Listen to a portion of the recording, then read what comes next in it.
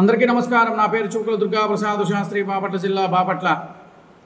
గత ప్రభుత్వంలో పనిచేసినటువంటి వైఎస్ఆర్ కాంగ్రెస్ ప్రభుత్వంలో పనిచేసినటువంటి విజయవాడ సెంట్రల్ నియోజకవర్గం సంబంధించిన మాజీ ఎమ్మెల్యే శ్రీ మల్లాది విష్ణు గారు నేను ఒక ప్రెస్ మీట్ పెడుతూ దేవాలయాల ఆస్తుల గురించి, వాటి భూముల గురించి మాట్లాడుతూ ఉద్యమానికి సిద్ధమా అంటూ ఒక హెచ్చరిక జారీ చేస్తూ ఒక ప్రెస్ మీట్ పెట్టడం జరిగింది.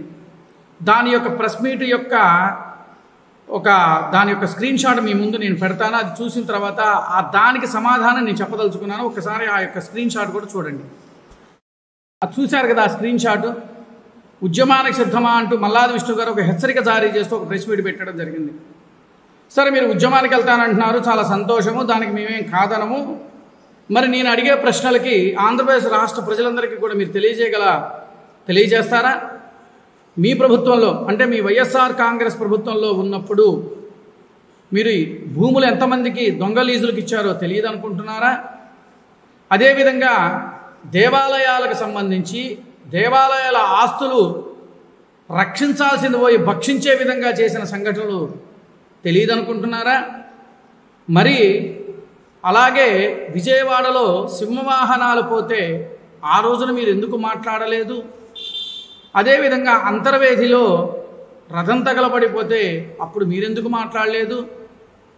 అలాగే శ్రీరాముల యొక్క స్వామివారి యొక్క శిరస్సు ఇదైనప్పుడు మీరు ఎందుకు మాట్లాడలేదు? వైజాగ్లో మీ దొంగ స్వామికి ఎకరాలు ప్రభుత్వ భూమిని ఇచ్చినప్పుడు అప్పుడు మీకు ఎందుకు గుర్తుకు రాలేదు? అదేవిధంగా తిరుమలలో అనేకమైన సంఘటనలు జరిగినప్పుడు మీకు ఎందుకు గుర్తుకు రాలేదు? దేవాలయాలకు సంబంధించిన ఆస్తి భూములను మీ వాళ్ళకి లీజులకు ఇచ్చిన సంగతి మీకు గుర్తుకు లేదా? మరి ఇవన్నీ కూడా మీరు ఇట్లా పెట్టుకొని మరి ఏ విధంగా మీరు వలకపోద్దాము అని చెప్పేసి రాష్ట్ర ప్రజలకు చెబుదామని చెప్పని అనుకుంటున్నారు?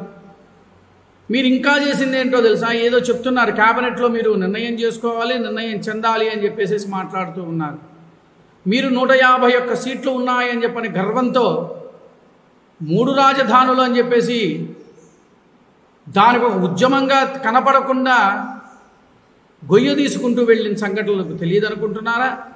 ఇవన్నీ కూడా మీరు చేసి, మీ ప్రభుత్వంలో చేసి, ఈ రోజున చంద్రబాబు నాయుడు గారి ప్రభుత్వం మీద, ఎన్డీఏ ప్రభుత్వం మీద బురద జల్లడానికి మీరు వస్తున్నారంటే చాలా హాస్యాస్పదంగా ఉంది మల్లాది విష్ణు గారు.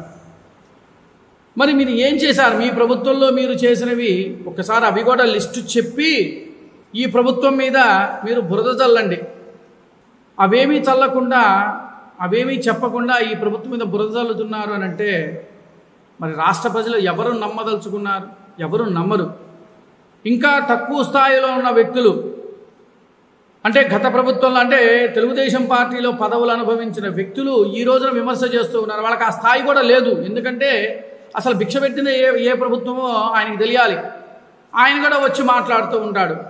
మరి దేవాదాయ సలహాదారుడుగా ఉండి దేవాలయాల మీద జరుగుతున్న అరాచకాలను మరి ఆయన ఎందుకు బయట పెట్టి మాట్లాడలేకపోయాడు?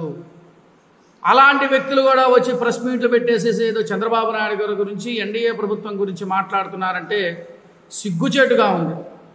ముందు గురిగింజ దానికి ఉన్న నలుపు చూసుకోదంట. అట్లానే మనం చెప్పే సామెత అట్లానే ఉంది. ముందు మీ ప్రభుత్వంలో, మీ వైఎస్ఆర్ కాంగ్రెస్ ప్రభుత్వంలో చేసిన అరాచకత్వాలన్నీ కూడా బయట పెట్టిన తర్వాతనే మీరు ఎన్డీఏ ప్రభుత్వం మీద కానీ చంద్రబాబు నాయుడు గారి మీద బురద చల్లడానికి రండి. రాష్ట్ర ప్రజలారా, నేను చెప్పింది అవునా కాదా ఒక్కసారి మీరు ఆలోచించండి. నమస్కారం.